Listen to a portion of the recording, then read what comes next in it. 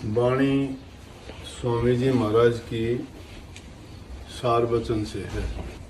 यूँ तो अपने जीवन में हम पाते हैं कि गुरु का जो महत्व है ऐसा दूसरी किसी चीज़ का नहीं। गुरु का नाम आते ही भक्ति की ओर ध्यान जाता है, लेकिन गुरु का मतलब सिर्फ भक्ति से नहीं है।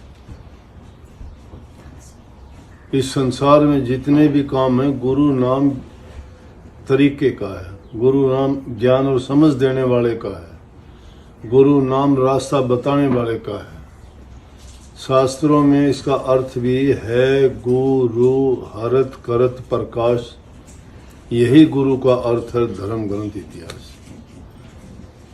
इसका मतलब है अंधकार से जो प्रकाश मिला दे वो गुरु है, अज्ञान मिटा के ज्ञान दे दे वो गुरु है। जिंदगी में किसी भी क्षेत्र में जाओ, चाहे आप घर के छोटे से छोटा काम है या बाहर का काम है या कृषि करते हो, कोई व्यवसाय करते हो या कोई आप नौकरी करते हो, कोई भी बात सीखते हो, चाहे वो कोई भी है, कपड़ा सीना है, खाना बनाना है, सोना उठना बैठना है, कैसे व्यवहार करना है, ये सारी की सारी बातें हम किसी न किसी से सीखते हैं। और जो हमें ये बात बताता है, सिखा देता है, वो गुरु है। गुरु, इसलिए गुरु का महत्व बहुत गाया गया है। अब छोटे मायने में लोग समझ लेते हैं गुरु का मतलब तो ये हो गया कि जो तुम्हें धर्म का प्रचार करे, परमात्मा का नाम लेके उनका गुणगान करे, कोई कथा वार्ता सुनाए, वो गुरु है। लेकिन ये गुरु नहीं। गुरु तो कोई भी हमें जो काम सिखाता है, कोई भी किसी चीज़ के बारे में भेद खोल के बताता है, गुरु है। परंतु जिसके बारे में गुरु का ध्यान जाता है, हम हर एक का, कोई भी व्यक्ति हो, उनका ध्यान जाता है कि धर्म गुरु की हो, इसलिए उनको धर्म गुरु के नाम से पुकारते हैं। लेकिन आम बोलचाल की भाषा में गुरु ही कह देते हैं। लेकिन जो भक्ति का रास्ता, जो आध्यात्मिक हमारा सफर है, परमात्मा से मिलने का जो तरीका है, उसको बताने वाले को गुरु सद्गुरु कहते हैं। सतगुरु कहते हैं, मतलब सत्य का जो ज्ञान दे। सत्य है क्या संसार में? ये संसार के जितने कारोबार गिनाए ना, जो हमारे काम रोजाना के जीवन में देखते हैं, ये सत्य नहीं है। ये तो इस दुनियादारी के काम हैं, यहीं ख़त्म हो जाने हैं और यहाँ तक सीमित हैं। वो हमारे शरीर के लिए, हमारे सुख के लिए या अपने काम को किस तरह से अपने जीवन को चलाने की बातें हैं। लेकिन जो सत्य की, जिसको हम सतगुरु कहते हैं, सत्य का भेद देते हैं, सत्य सिर्फ परमात्मा है, वो एक है। पूरे के पूरे सृष्टि का एक ही रचयिता है वो। जिनको हम दूसरे रूपों में मान लेते हैं, देवताओं को मान लेते हैं, उनको भी भगवान का नाम देते हैं, लेकिन वो भगवान नहीं। भगवान के बारे में कबीर साहब ने तो कही है कि एक राम घट घट में बोले, एक राम दशरथ घर डोले, एक राम का सकल पसारा, एक नाम त्रिगुण से न्यारा। अब जिसको ये देवी देवता, जिनको हम ब्रह्मा विष्णु महेश कहते हैं, जिनको राम कृष्ण अवतारी पुरुष जितने भी हुए, उन्होंने भी जिस राम को याद किया, जिसकी भक्ति की, वो कौन सा राम है? वो सत्य है, उसका भेद देने वाला सतगुरु है। इसीलिए इस वाणी में स्वामी जी महाराज ने कितनी खोल के बात की। इस बात के बारे में एक बात और भी मैं आज खोल के बताऊंगा। कई बार ये मुगालता होता है लोगों को कि आखिरी वचन जो स्वामी जी महाराज ने फरमाए थे, राधा स्वामी मत के चलाने वाले स्वामी जी महाराज थे, उन्होंने प्रकट किया आगरा में। नाम था उनका शिवदयाल सिंह जी महाराज। और उनके बारे में जो भ्रम थे वो ये थे कि नंबर एक, उनका गुरु नहीं था। उनका गुरु चाहे सीधा नहीं था, तो भी उनके घर में गुरु का आना जाना, गुरु का प्रभाव था। तुलसी साहब हाथरस वालों का, उनकी माता जी उनसे दीक्षित थी और उनसे नाम ले रखा था, और स्वामी जी महाराज भी उनसे प्रभावित थे, और उन्हीं की बातें, उन्हीं का ज्ञान सुन के उन्होंने राधा स्वामी मत को प्रकट किया। दूसरी बात कि ये आया कि आखिरी वचन में उन्होंने कहा कि भाई राधा स्वामी मत तो मेरा चलाया हुआ नहीं, हजूर महाराज ने चलाया है। हजूर महाराज जी स्वामी जी महाराज के बाद गद्दी पर दूसरे गुरु थे, तो उनके आगे तो गुरुमुख शिष्य वही थे, और गुरु और गुरुमुख एक ही होते हैं, कोई अंतर नहीं होता। जैसे पलटू साहब कहते हैं ना कि राम में और संत में अंतर नहीं होता, उसी प्रकार से गुरु और शिष्य में इतना गाढ़ा रिश्ता होता है कि वो एक ही होते हैं। और हजूर महाराज जी उस टाइम में पोस्ट मास्टर जनरल थे, जो ये अंतरदेशीय लिफाफे पार्सल ये चलाए डाक के, ये उन्हीं ने चलाए थे, उन्होंने शुरू किए थे। पोस्ट मास्टर जनरल अंग्रेजों के टाइम में इतना ऊंचा पद मिलना बड़ा कठिन था, लेकिन उन्होंने गुरु की सेवा वो सेवा की कि उन्होंने अपने आपे तक को भूल जाया करते थे। सब कुछ उनके लिए खाना बनाना, उनके लिए नहाने धोने का इंतज़ाम करना, उठना बैठना, इस तरह से ध्यान रखते थे जैसे माँ बच्चे का रखती है गुरु का। लेकिन गुरु तो शिष्य को समय समय पर परखते रहते हैं, जांचते रहते हैं, उनको इस तरह की परीक्षाओं से गुजारते हैं कि कभी उनको भरम घमंड अभिमान ना आ जाए, क्योंकि भक्ति के रास्ते में बहुत बड़ी बाधा है। अभिमान हो जाना किसी भी चीज का हो जाए इंसान को बर्बाद करता है, और गुरु के सामने तो अभिमान करना जो है बहुत ही बुरी बात है, वो इंसान कभी उभर नहीं सकता। जिन्होंने भी ऐसा किया वो मिट्टी में मिले। वो कहानी चली, एक बार कहने लगे भाई कोई नई चीज खोज के लेके आओ, तो उनके 3-4 गुरुमुख शिष्य थे। बाबा जयमल सिंह जिन्होंने ब्यास का डेरा स्थापित किया, हजूर महाराज, और भी कई ऐसे शिष्य थे। तो उन्होंने कई चीज खोजने के लिए कोई नई चीज खोज के लेके आओ, तो हजूर महाराज जी आके कहने लगे कि जी आप जहां बताते हो कि आखिरी मंजिल सतनाम अनामी है, वो सतनाम अनामी नहीं, वहां तो राधा स्वामी का नाम है। कहने लगे हजूर महाराज से ये नाम मैं प्रकट करने के लिए आया था, लेकिन ये तेरे से ही प्रकट करवाना था, ये बात। तो कई लोगों को भ्रम ये हो गया कि उन्होंने फिर कह दिया आखिरी वचन में कि भाई मेरा नाम तो सतनाम अनामी का था और राधा स्वामी नाम हजूर महाराज ने चलाया है, इसको चलने देना, इसको चलने देना। लेकिन जो सार वचन लिखा गया उन्होंने हर वाणी में उन्होंने राधा स्वामी लिखा, तो लोगों को भ्रम हो गया कि राधा ये सार वचन स्वामी जी महाराज ने लिखा या हजूर महाराज ने लिखा। सार वचन स्वामी जी महाराज ने लिखा।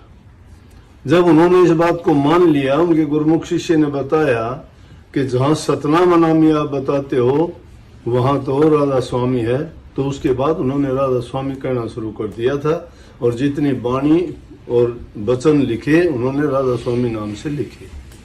इसलिए हजूर महाराज जी का नहीं, सारा वचन उनका लिखा हुआ और उन्हीं की वाणी है।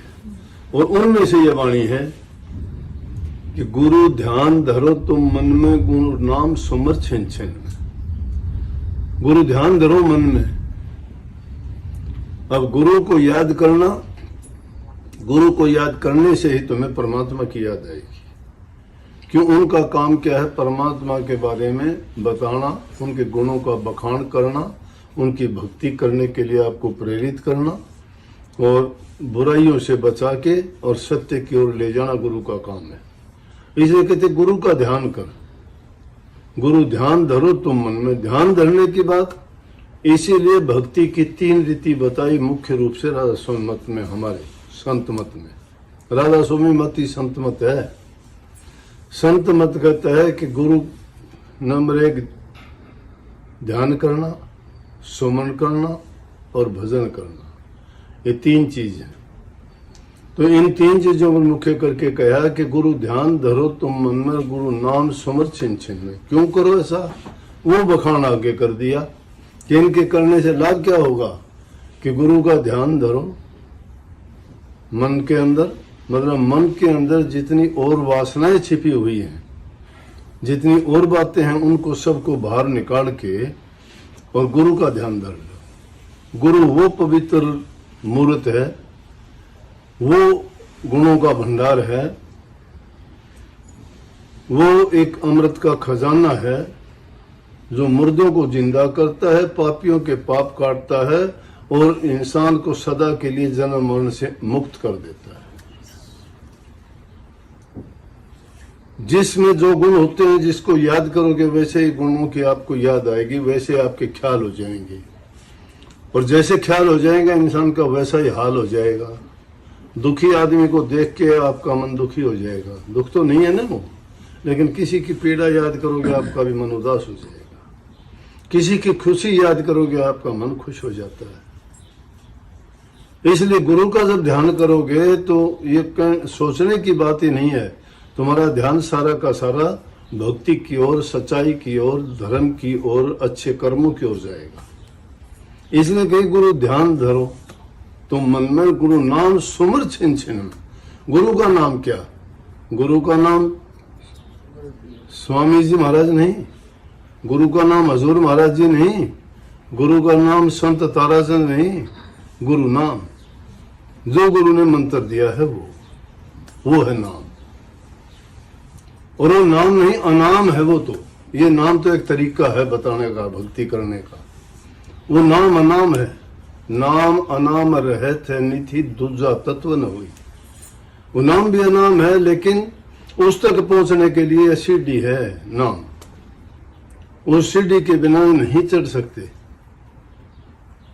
इसलिए बड़ी ऊंची वाणी है ये। इसमें कहा है कि गुरु का ध्यान करोगे, गुरु का ध्यान करने से तुम्हारी मन की वृत्तियां एकाग्र हो जाएंगी, आत्मा की शुद्धि उसमें होगी, पाप कर्म तुम्हारे छूट जाएंगे, बुराइयां निकल के बाहर हो जाएंगी।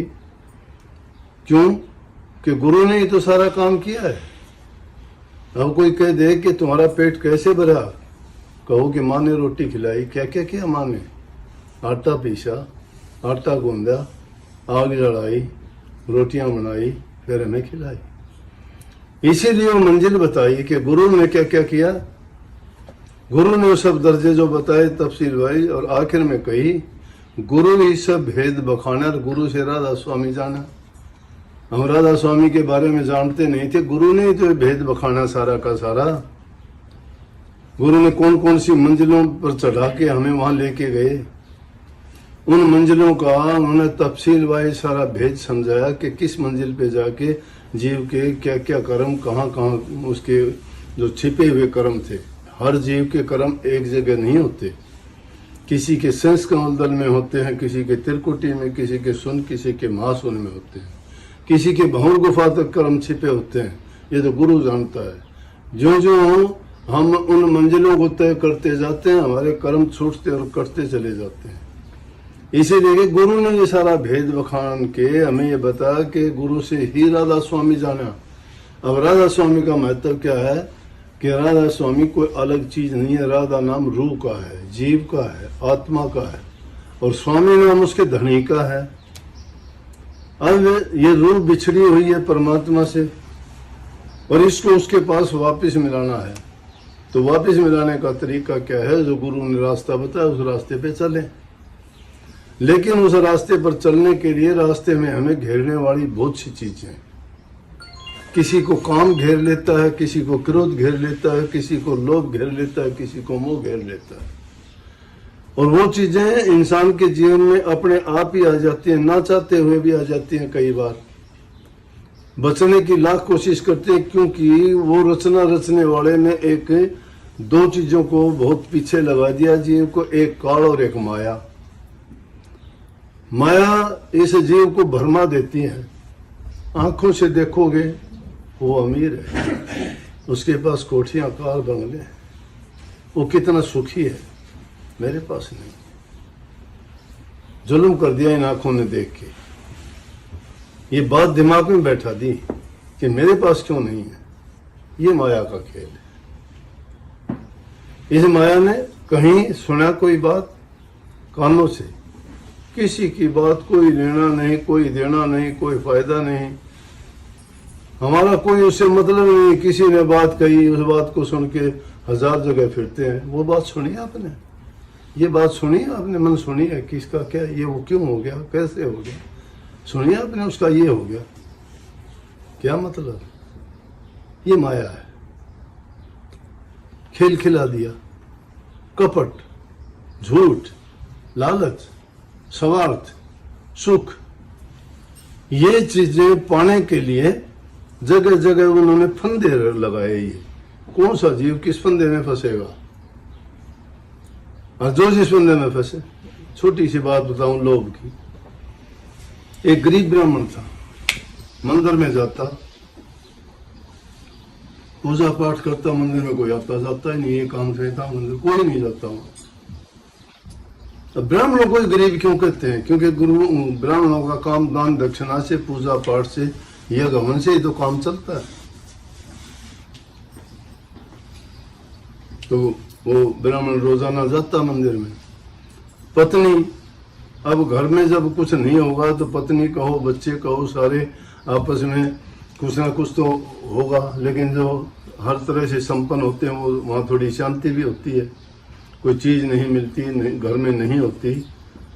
पत्नी भी फिर घर वाले को ही कहती है, कहने लगे तू रोजाना चला जाता है, मंदिर जाता है, पूजा पाठ करता है, क्या करता है?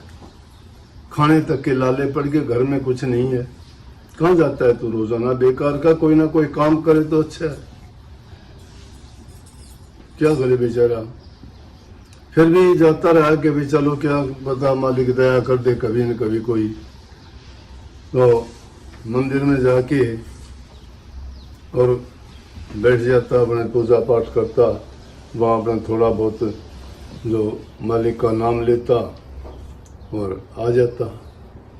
कोई नहीं सुनने वाला कोई नहीं, अकेला ही अपना कथा करता है, गीत गाता है, राम जी के गाता है, कृष्ण जी के गाता है।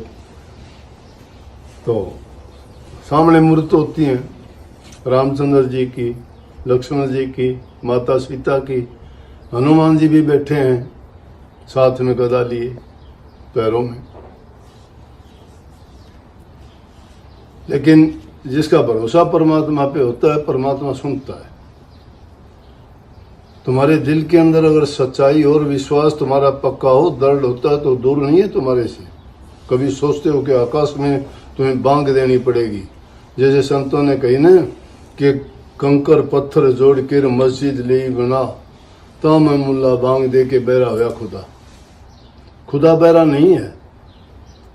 ये कंकर पत्थरों के मंदिर, मस्जिद, गुरुद्वारे बना के लाउड स्पीकर लगा के जोर जोर से आवाज देते हो कि बहरा है परमात्मा।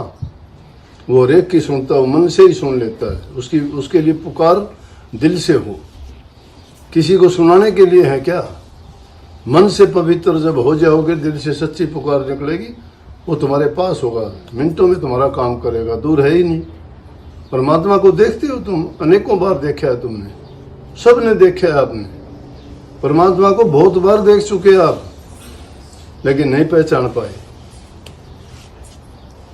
वो आंखें नहीं है, चश्मा चढ़ा हुआ है माया का, नहीं समझे। अरे दुख आया कभी, परमात्मा को तुमने याद किया, तुम्हारा वो काम कर गया। कौन कर गया? किसने किया? जरूरत पड़ी किसी चीज की तुम्हें, तुमने याद की कि मुझे इस चीज की जरूरत है, और कोई आदमी आके तुम्हारी मदद कर गया। कौन कर गया? इंसान कर गया। वो इंसान कर गया क्या? नहीं, वो परमात्मा था। आता है, वो सबके पास आता है, हर रूप में आता है। जिसको जैसी जरूरत होती है उसी रूप में प्रकट होकर उसका काम कर जाता है। उसकी प्रेरणा, उसकी शक्ति उसके अंदर छिपी होती है, उसके बिना कोई करता ही नहीं। तुम लाख तड़फो, कोई दया करता है क्या?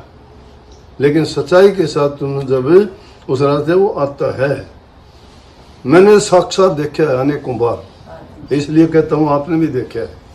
लेकिन आप उसको पहचान नहीं पाए कि ये वही है क्या। वो कर्म में छिपा है, पहचानो उसको। बलक बुखारा के बाद शान तो बांदी को कह दिया, बांदी तो मेरे गुरु समान है, तेने परमात्मा का रास्ता बता दिया। वो परमात्मा बन के आ गई उसके लिए, वो परमात्मा था। बांदी खाक समझा देगी क्या राजा को? नौकरानी पूरी जिंदगी जो उसके बिस्तर बिछाते रही वो समझा देगी? नहीं, समझाने वाला परमात्मा था। ब्राह्मण रोजाना कथा करता है, विश्वास है कि मालिक सुनेगा मेरी। आकाशवाणी हुई, बाहर से एक सेठ घूम के आया, बाहर कूड़ा पानी कर रहा था, सुबह सुबह का समय। आकाशवाणी हुई, बोले रहा हनुमान जी। तो आवाज आई, हनुमान जी बोले हाँ जी, हाँ जी रामचंद्र जी कहो। बोले अरे गरीब ब्राह्मण कथा करता है इतने दिन से, उसको कुछ दिया कि नहीं दिया, कोई इंतजाम किया उसका? बोले जी हाँ कर रखा है, जिस दिन कथा का भोग पड़ेगा ना उस दिन उसको 1000 रुपये दे देंगे, उसको 1000 रुपये दिला देंगे। बोले ठीक है भाई, फिर तो बहुत अच्छा। पंडित जी को पता नहीं, सेठ ने आकाशवाणी सुन ली। वो परमात्मा उसी को सुना रहा था, पंडित जी को थोड़ा सुनाना था। वो हनुमान जी थोड़ा बोल रहा था, वो आकाशवाणी होगी। सेठ गया अंदर, पंडित जी प्रणाम प्रणाम। पंडित जी बोले जी चिरंजीव रहो, परमात्मा आपको सुखी रखे। बोले पंडित जी कथा करते हो आप? कोई आता तो नहीं है, लेकिन मेरा मन किया एक काम करो, एक सौदा कर लो। हाँ बोले पंडित जी, बोले बोलो जी क्या सौदा है? गरीब था बेचारा, उसको क्या पता। बोला जी आप कथा करते हो इतने दिन से, कथा का भोग पड़ेगा ना, उस दिन जो भी पैसे आए वो मुझे दे देना, और मैं आपको जो है 500 रुपये दे देता हूँ। ओहो पंडित जी के 500 रुपये कहाँ से आए? सारी जिंदगी में कमाने मुश्किल हो जा। बोला देख लो शेठ जी आपकी मर्जी, में तो खुश हूँ, ले लेना सारे, मुझे दे दो। 500 रुपये दे दिए सेठ को। सेठ ने 500 रुपये लेके पंडित जी तो खुश खुश गया, घर में सारा सामान ले आया, सारे घर वाले खुश हो गए। भाई कथा का भोग बाकी रह गया। बोले ये एडवांस में आ लिए हैं सारे, और कौन आना, कथा वाले ने पहले दे दिए। जिस दिन कथा का भोग पड़ना था उस दिन सेठ तो वक्त जा लिया ना धोखे ने कि आज जो है भोग पड़ेगा, और 1000 रुपया की बात हो रही है, तेरे 500 लगे तो 1000 मिलेंगे आज। क्यों सुन, तो हनुमान जी 1000 देगा, रामचंद्र जी की उसकी बात सुन ली थी। तो पंडित जी हमने कथा करके भोग का सारी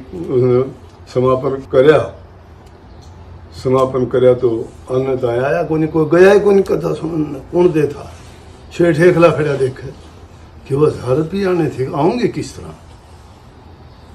इतनी देर में आकाशवाणी हुई, रामचंद्र जी फिर बोले, बोला हनुमान जी? बोले हाँ जी। बोला भाई उसका पंडित जी का आज भोग पड़ना था, क्या रहा उसका? 1000 रुपया ही बात थी। बोला जी आज है वो काम, अन्नता को नहीं आया। तो सेठ ने गुस्सा आया तो हनुमान जी की मूर्त थी, उसके लात मार दी हनुमान ने, ठह पकड़ी लात, बात हो रही लात के, सेठ की लात जकड़ी गई। अब छोटा हो हनुमान तो वैसे कौन छोटे, तकड़े छोटा ही क्या था उसने, टांग पकड़ी गई। आकाशवाणी हुई इतनी देर में, कह रहा हनुमान जी? बोले हाँ जी। बोले वो कथा का भोग पड़ना था, उसके अपने पंडित जी के 1000 रुपया ही बात थी। बोले जी 500 रुपये तो पेश की जा लिए, और 500 वाली आसामी पकड़ रखी से दे देगा जब छोटा। सेठ दिल मिला के रह गया, कड़े छूटे था। सेठ ने तो फिर 500 रुपये और दे के ले भाई पंडित जी मुझे माफ कर दे, हनुमान जी बात छुटवा बने, 500 रुपये दे दी, हनुमान जी ने छोड़ दिया। बोले जाओ भाई। तो बात यह है कि लोभ लालच ये आदमी को गिरा देते हैं। आदमी ऊंचे से ऊंचा चढ़ रहा हो, कितना नेक कर्म करने वाला, परहित पर उपकार करने वाला संत महात्मा फकीरों तक को भी नहीं बख्शती ये चीज। जब ये सामने होती है आंखें नचुंदिया देगी, दिमाग को भरमा देगी, कुछ का कुछ नजर आने लग जाएगा, इंसान को भूल जाता है कि ना ना करो, बुद्धि भ्रष्ट हो जाती है, यहाँ बैठ जाता है काल आके सिर पर, दूसरी बात नहीं सोचने देता कि बस मैं ही जीऊं और सारे सब खत्म हो जाए। इसलिए संत मत की शिक्षा ये है कि अपनी कमाई पर विश्वास रखो और मेहनत करके कमा के खाओगे, वो तुम्हें ज्यादा से ज्यादा लाभ देगा। अगर इधर उधर की तुम्हें ले भी ली ना, वो बर्बाद ही करेगा, औलाद को बर्बाद कर देगा, रोग बीमारी आ जाएगी, झगड़ा मुकदमा हो जाएगा, या और कोई उल्टा सीधा काम जिससे हो जाएगा, डॉक्टर जैसे ले जाएंगे बीमारी में, पैसे नहीं छोड़ते, वो भी चले जाएंगे और आदमी की बेचैनी यूं की यूं बनी रहेगी और जो खुशी मिली थी वो दुख में बदल जाएगी। इसलिए संतों ने कही है कि गुरु का नाम करो और उनका ध्यान करो। गुरु का नाम याद रखोगे और उनका ध्यान करोगे तो गुरु हमें शिक्षा ये देता है कि ना, इन चीजों में ना पड़ो। तुम्हारा जीवन सफल करना है, पवित्र करना है, बुराइयों से बचना है तो नेक रास्ते पर चलो और जो तुम्हारे से टाइम बनता है उसमें मन से सारी विकृतियों को निकाल के एक उस ध्यान में मगन हो जाओ कि तुम्हें दूसरी चीज ही नजर ना आए, जिससे तुम्हारा जीवन पवित्र हो जाए, मन पवित्र हो जाए, विचार पवित्र हो जाए और तुम्हारा कल्याण हो, हित हो। सबको बहुत बहुत राधा।